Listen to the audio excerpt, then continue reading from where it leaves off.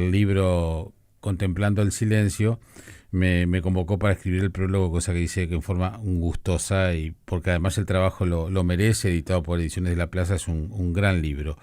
El libro Contemplando el Silencio está escrito por Daniel Pelúas, que es licenciado en Historia, docente. Me llama la atención, Daniel, esto de la diplomatura en estudios sobre la muerte y los cementerios. Es algo nuevo que empezamos el año pasado, y es algo que descubrí que fuera del Uruguay hay muchas cosas de esto. En Uruguay bueno. no hay. Ahora vamos a hablar de eso. Y está José Carrazone también, que forma parte de toda la producción, alguien que se dedica a la producción periodística y de diseño en general, que durante tantos años ha trabajado en distintos ámbitos, ahora también en este proyecto, que es un proyecto ambicioso, ¿no? Fue ambicioso, fue Daniel el ambicioso. Está bien, pero bueno, para el resultado también sí, demuestra la calidad gráfica, todo. Nosotros desde el principio, Daniel nos presentó el proyecto en el 2018 a nosotros, presentó el proyecto, y a partir de ahí hubo toda una serie de intervenciones. Se pidió al cementerio autorización para fotografía, y después lo que empezamos fue a diagramar y a diseñar con el estudio de diseño que trabajamos con Gabriela juntos. Y realmente intentamos que fuese un libro. Yo no sé si le pusimos, capaz que ambicioso es ponerle un libro objeto, pero sí Sí. A mí no me gusta llamarle libros objetos, porque es como quitarle, cosificarlo, pero por definición el libro objeto es la mezcla entre el texto, el contenido, y darle un aporte visual, un aporte de diseño e interacción. Exacto. Gabriela Pellejero es la diseñadora gráfica. Exacto, porque sí, creo que merece un destaque también. Le aplaudimos entonces. No entra. Es impresionante. No, y la fotografía, muchas de las fotografías son tuyas, Daniel, y de Pata Ismendi, que también es una garantía. Pero bueno, vamos por parte. Primero, ¿por qué te interesa académicamente profundizar en estudios vinculados a la muerte? Es decir, a mí lo que me llamó la atención es el tema de la categoría académica que existe como ámbito de estudio. Y te digo uno que terminé hace un mes, Pedagogía de la Muerte, que fue en México. Nosotros, la muerte es una etapa de la vida. Uh-huh.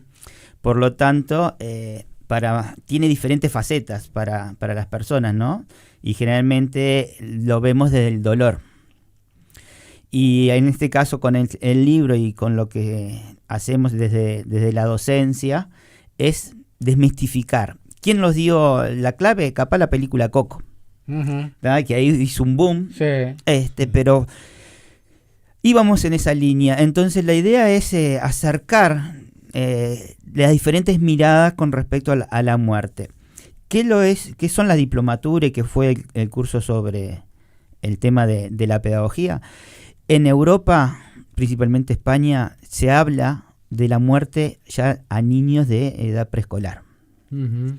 ¿Cuál es la idea? La idea es que se entienda, y según los niveles de cada niño y cada adolescente, que pueden ir viendo la vida. Si hacemos memoria de nuestra formación en secundaria, ¿qué asignatura hablaba de la muerte? La filosofía, en ese ámbito filosófico trascendental, literatura, vamos a los poemas, o a la literatura general, que son a veces trágicas, biología, pero desde el punto de vista de la ciencia. Pero la historia se basa ¿en qué? En hechos reales de vida y muerte. Uh-huh. Hablamos de las batallas, ¿no muere gente ahí? Uh-huh. Cuando hablamos de la batalla de los 300, que fue esta película. Sí. Entonces, buscar de diferentes formas que la parte de la muerte debe ser parte de la currícula. En España es parte de la currícula. Entonces, ¿por qué acá todavía vemos muchas veces cosas de Europa, y por qué no estamos buscando insertar esto? Yo tengo la suerte de trabajar en un colegio católico, también laico, y en los dos trabajo el tema de la muerte. Llevo a mis alumnos al cementerio. Bien. Recorremos la historia. Bien, a mí me parece muy interesante, y creo que además estamos en la previa del 2 de noviembre, ¿no? Además en eso estuviste muy astuto cuando me lo dijiste. Me parece muy interesante, porque además depende también cómo el Uruguay, o hasta el Río de la Plata, si querés, nos manejamos con la muerte, ¿no? Porque, digamos, ya que mencionaste Coco, pensar en México supone tener una mirada sobre la muerte muy diferente a lo que sucede por acá. Y creo que merece otro tratamiento. Pero para irnos al libro, más allá de todos los análisis que tú estás haciendo, te pregunto a vos, José, que en definitiva ves el tema de afuera, no desde el punto de adentro como lo ve Daniel, ¿no? Sí. En definitiva, el cementerio como tal es un paseo muy interesante. Por supuesto, es que es así. Lo que pasa es que tenés que conocerlo. Y Daniel es el que lo conoce mejor que todos, creo. Sí. Nosotros íbamos, creo que lo contó incluso el Pata el día de la presentación en la Feria del Libro. Daniel tiene el conocimiento del cementerio, pero totalmente, ¿está? Totalmente. Nosotros íbamos por indicaciones de él, indicaciones de él, y no encontrábamos determinadas cosas porque él se conoce solo él todos los detalles. No es que encuentres el lugar, es encontrar el lugar y encontrar el detalle de cada cosa que está destacada en el libro.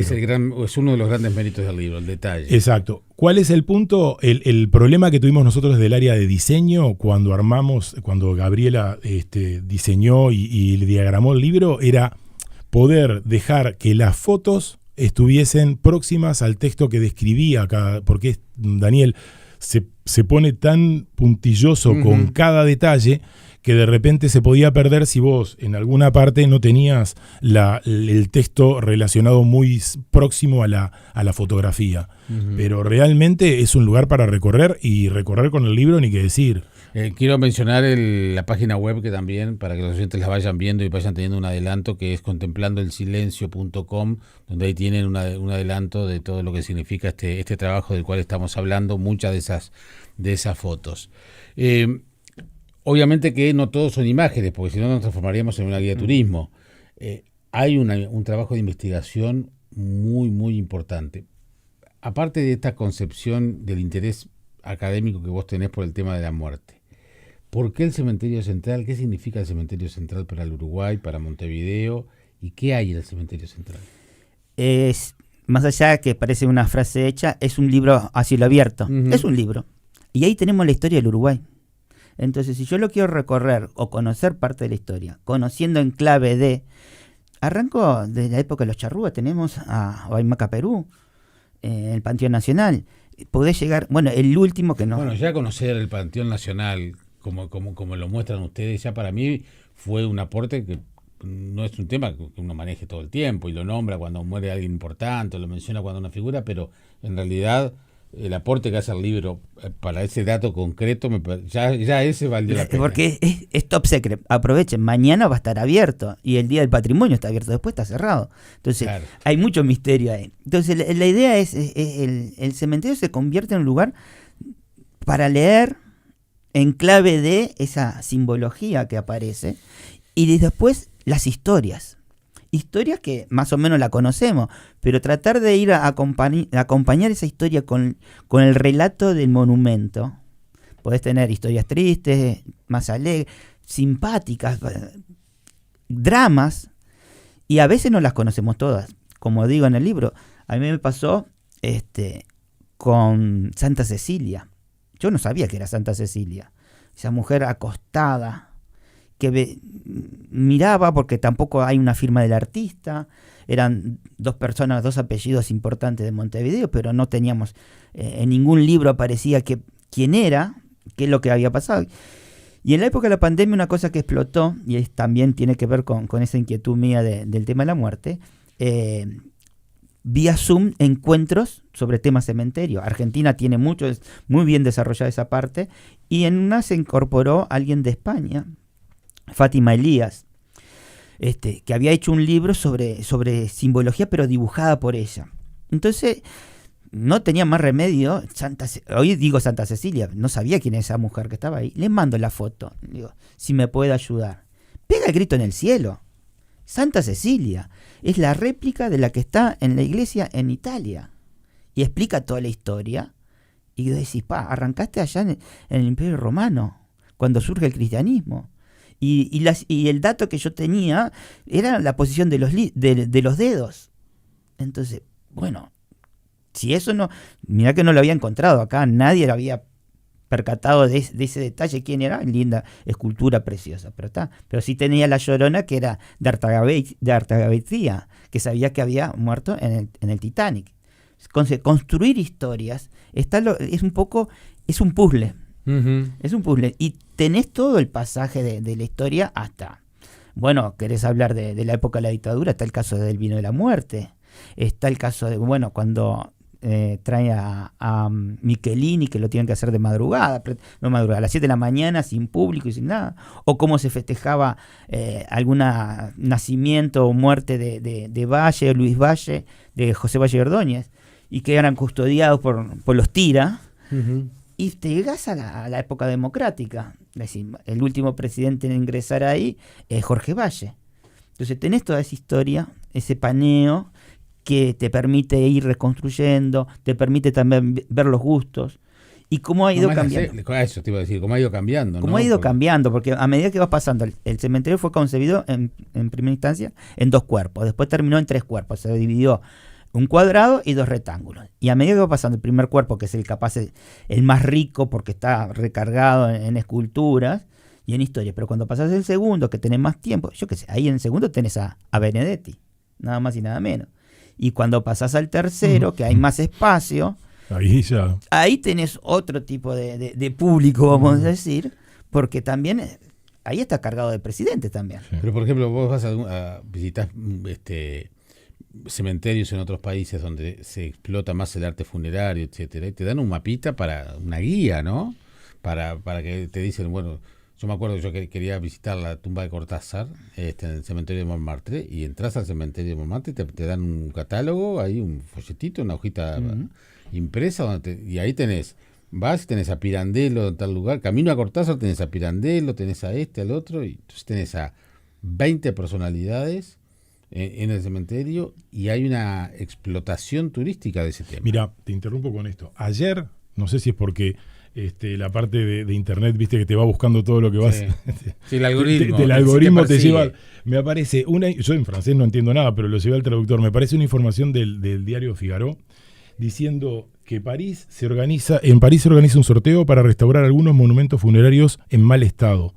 Van a sortear 30 habitantes para que con remuneración propia los reparen, los dejen en un aspecto, digo, que queden bien y que puedan usarlos ellos de repente a futuro, no sé. Uh-huh.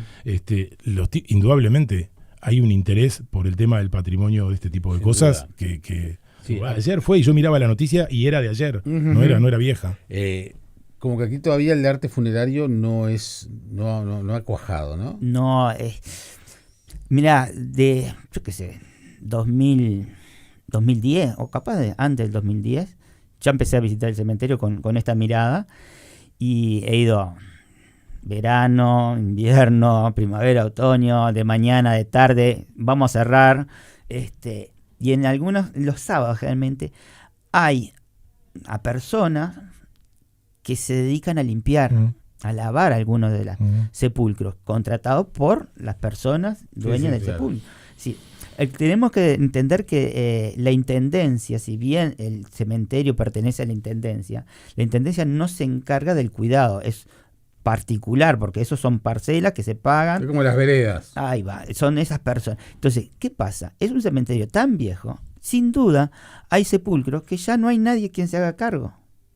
Entonces, se van deteriorando, se van cayendo, y todo eso, sin duda, es una pérdida de patrimonio. Quiero quebrar una lanza por el cementerio británico, que tiene allí un trabajo justamente de difusión, de preservación y de información sobre lo que hay dentro del cementerio británico, ¿no?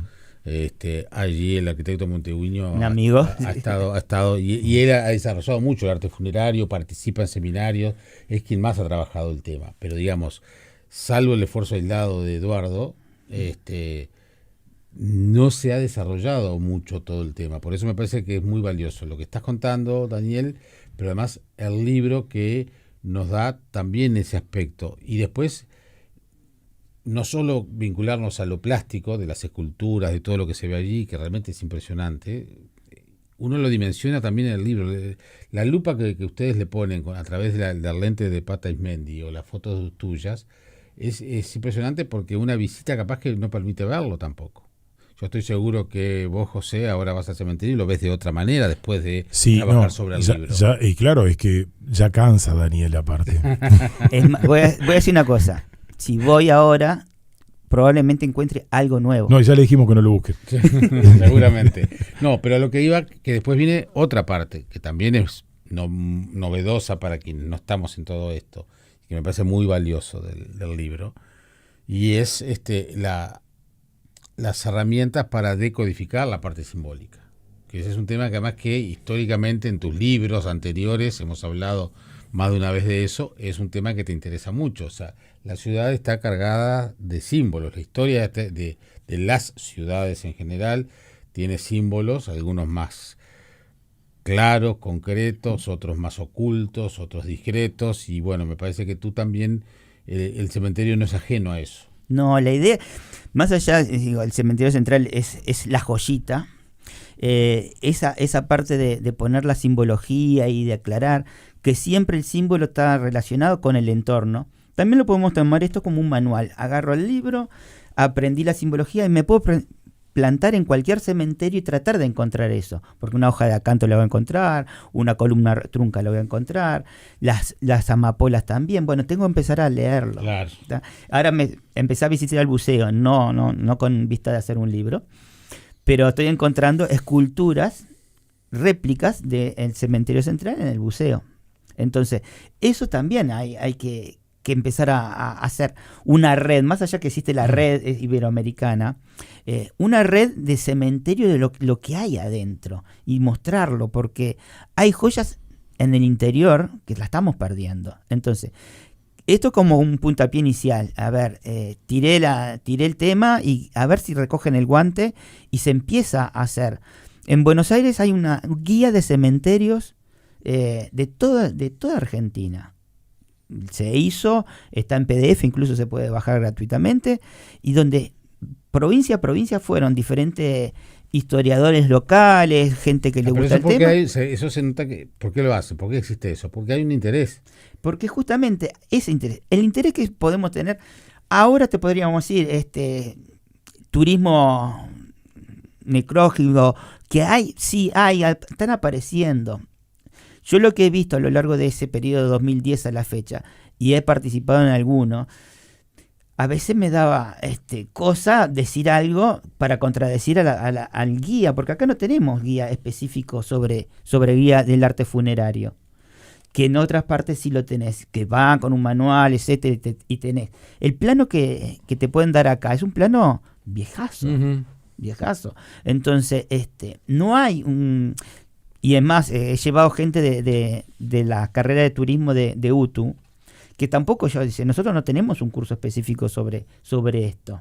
O sea, salen y a veces el guía está para ir llevando la historia. Entonces, a veces en esa historia le está diciendo algo que capaz cuando entendés la simbología, podés decir, bueno, podemos entender que no. Dos cosas claras que ha pasado. A Varela siempre que he ido lo venden como masón, y yo siempre le digo, si fuera masón los primeros en decirlo es la Gran Logia de la Masonería del Uruguay, porque no van a tener problema de decirlo. Y esto es un error que lo tengo en el libro, que estos cursos que aprendes, haces, siempre decimos cuando entramos está la tumba, el cenotafio de Leandro Gómez. Realmente no es un cenotafio. El cenotafio es un monumento que se hace para conmemorar la muerte y que no va a haber cuerpo. Y Leandro Gómez estuvo ahí hasta el año 85, que fue llevado a Paysandú. Eso técnicamente se tiene que decir tumba vacía. Entonces, ¿viste? Bien, siempre tenés... Bueno. No, está bien, está bueno. Pues. Hay cosas que vas aprendiendo, no está todo dicho. No, y también han ido cambiando los hábitos, ¿no? En parte del prólogo que escribí, yo menciono algo que para mí siempre también me marcó, por lo menos en mi infancia, y creo que más o menos los tres somos más o menos de la misma generación, donde ir al cementerio, por lo menos en el interior y por lo menos en San José, era un paseo. Era paseo, no un paseo como si fueras al Parque Rodó, pero sí de acompañar a la familia a limpiar los nichos, ¿no? A llevar las flores. Y se veía no como un aspecto vinculado al dolor, sino insisto, a un paseo que uno hacía un domingo de tarde, un sábado. Sí, y un tarde. respeto a quienes estaban con el mantenimiento de flores. Y cosas. Exacto. El problema es que, no sé, en el interior, pero acá en Montevideo hay algunos cementerios que ya no se pueden pisar. El del norte es complicado. Claro. Entonces, bueno, yo cuando fui al cementerio del norte hace muchísimos años, a mí lo que me llamó, por ejemplo, que no tuviera el muro, ¿no? También cuando los cementerios en Uruguay tienen el muro porque tienen están bien delimitados. Hay otros países del mundo donde justamente la gracia es no tener muro, entonces uno atraviesa el cementerio como si atravesara una plaza. Sí. Y es un cementerio que fue pensado, si bien vamos a la época colonial, se ponían en las iglesias, después se enterró al lado de la muralla y el cementerio central está en el límite de la ciudad, ahí la calle Ejido.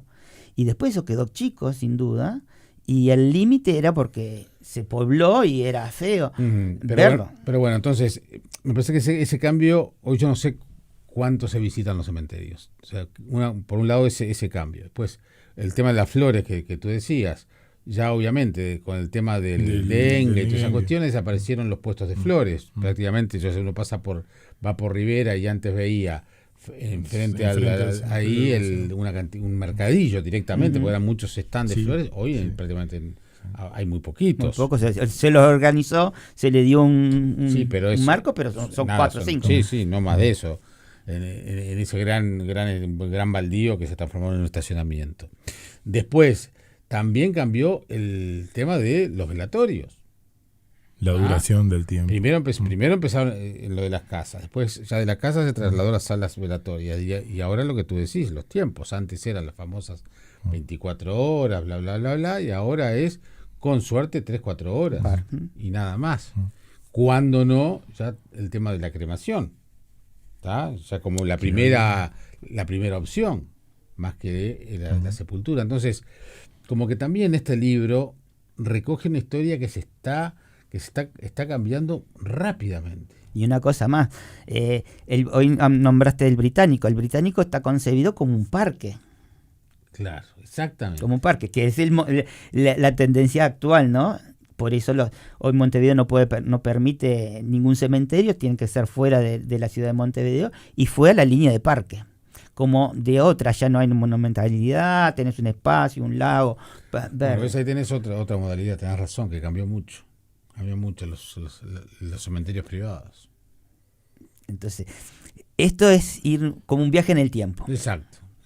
Y por eso es que este libro creo que rescata mucho más esa parte de todo lo que es arquitectura funeraria, porque en el cementerio central tenés todo ahí. O sea, es donde hay más, creo, para mí. Sobre todo el primer cuerpo es impresionante. Sí, y ahí uno también lo mira de otra manera. Lo encara de otra manera, como un paseo. Sí. Vuelvo a decir, llevo alumnos y pasamos mínimo 2 horas. Y te diría que capaz más de 1 hora estamos en el primer cuerpo. Y buscando historia y tratando de entender. Sigue siendo, ¿qué pasa? La mayoría de la gente no lo ve como paseo. Y algunas veces me han dicho, yo he pasado 1000 veces y no he entrado.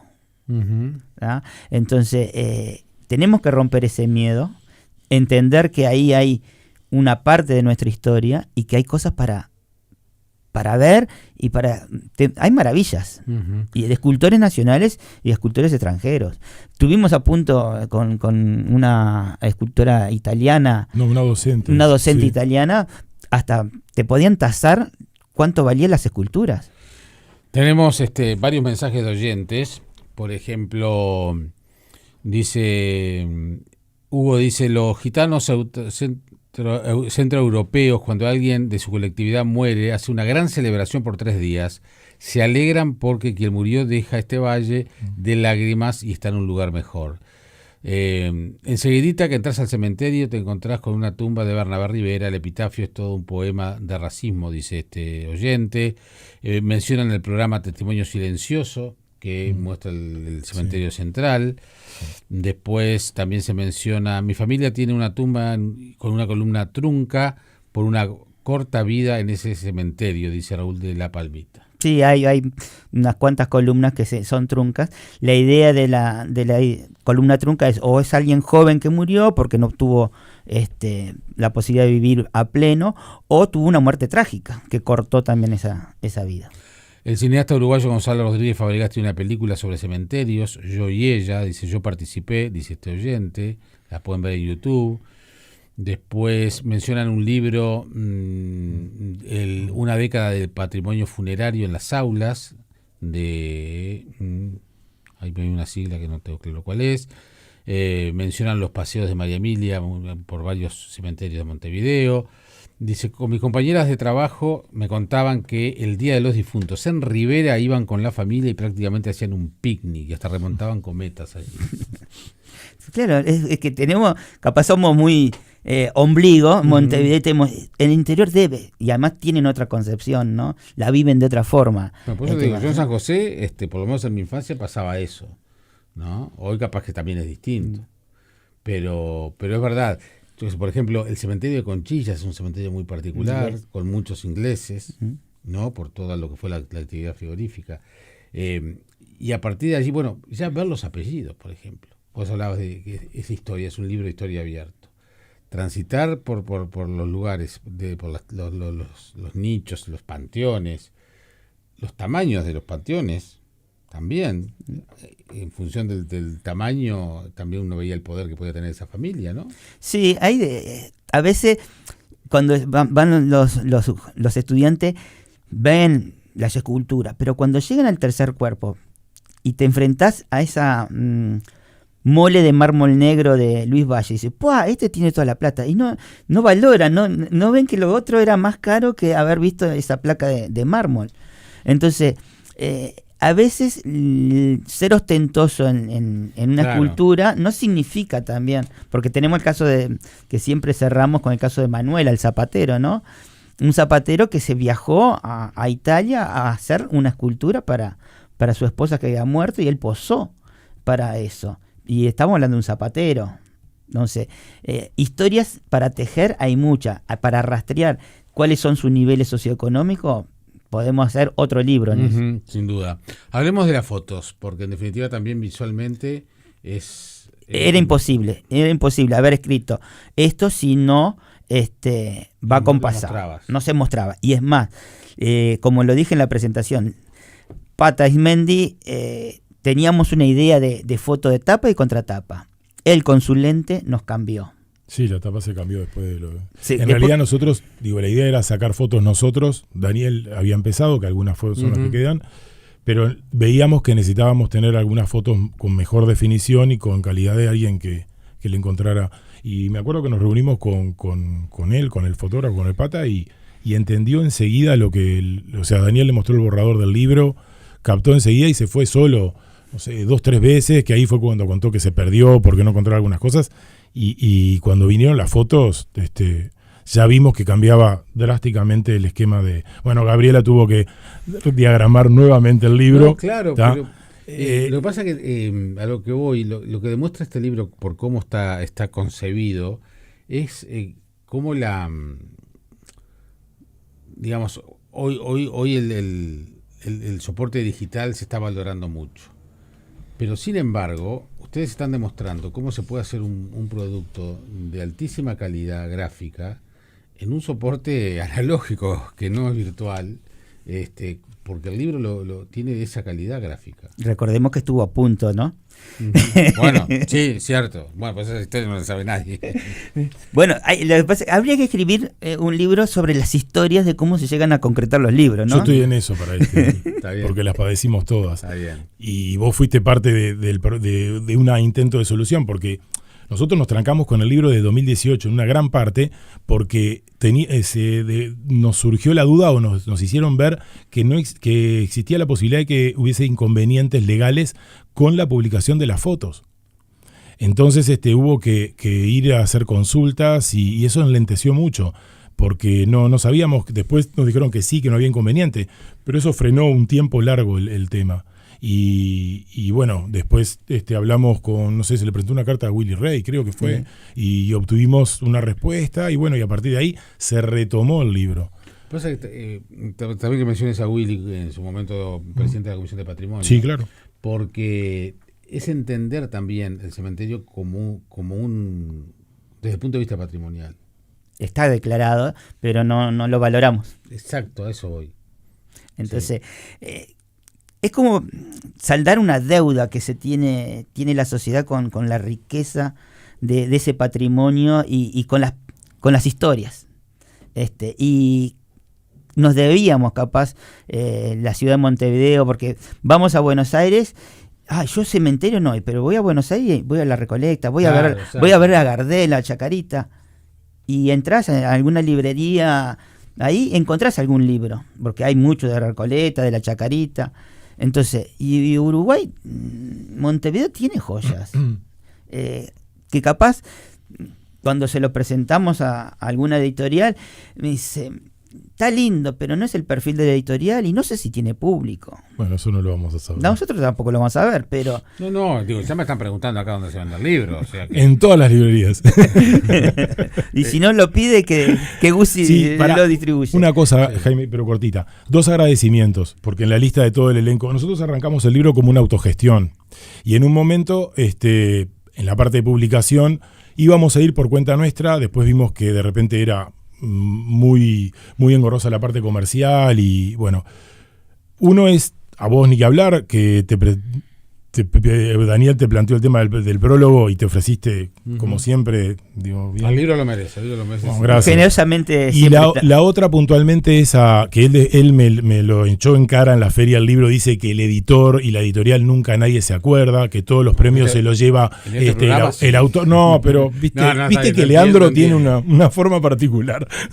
Conclusión, Leandro Aguirre de la editorial Ediciones de la Plaza, él nos recibió cuando le presentamos el proyecto, la verdad lo estudió, le dio algunas correcciones que eran pertinentes, se hicieron las correcciones, participó con nosotros en el camino que iba hacia la imprenta, o sea, todo el proceso lo hizo en conjunto con nosotros y sobre todo debo reconocerle, todo lo que fue diagramación, todo lo que fue diseño, Gabriela fue la que hizo toda la parte de esa, el diseño de tapa y la exigencia de que esta tapa fuese con laminado mate y el metalizado fue nuestra exigencia y él la aceptó, pero debo reconocerle esto, que le dije lo iba a hacer públicamente, el tipo de papel lo propuso él y nosotros fuimos a la imprenta juntos, lo estábamos esperando y veíamos que sí, que podía rendir este tipo de papel, que cambiaba el planteo que nosotros teníamos originalmente, que era uno más mate y blanco, y creo que el papel aporta mucho a lo que nosotros... Es toda una unidad. Bueno, tal cual.